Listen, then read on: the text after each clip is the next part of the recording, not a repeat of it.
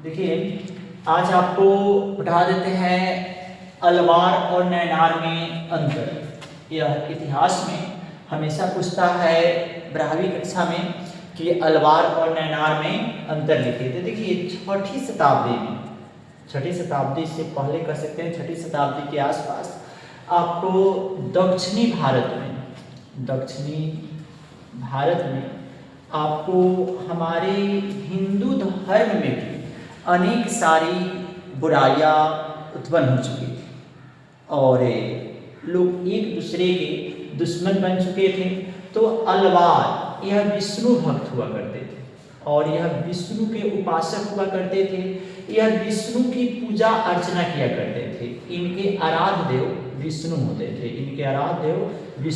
थे। पूछता है अलवार और नैनार में अंतर। तो अलवार विष्णु भक्त होते थे, विष्णु के उपासक होते थे, उनकी पूजा अर्चना करते थे। इनका आराध्य देव विष्णु होता था, यह विष्णु को ही सर्वश्रेष्ठ मानते थे। और दूसरी तरफ नैनार थे, तो नैनार शिव भक्त हुआ करते थे। इनके आराध्य देव आपको शिव होते थे। इनके लिए सब कुछ शिव ही हुआ होते थे। यह शिव के पूजा अर्चना करते थे और उनके भजन कीर्तन में संलग्न रहते थे। लेकिन यह दोनों एक दूसरे के कट्टर दुश्मन थे।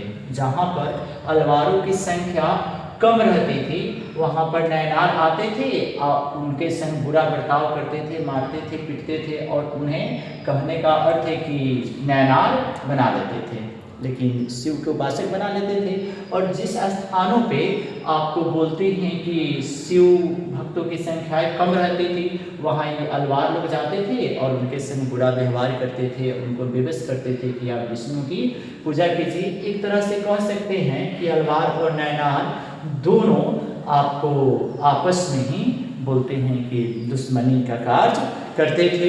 इसी बुराई को मिटाने के लिए आपको छठी शताब्दी में आपको भक्ति आंदोलन आरंभ हुआ था। भक्ति आंदोलन, अब तो क्वेश्चन 2 इससे बन जाएगा।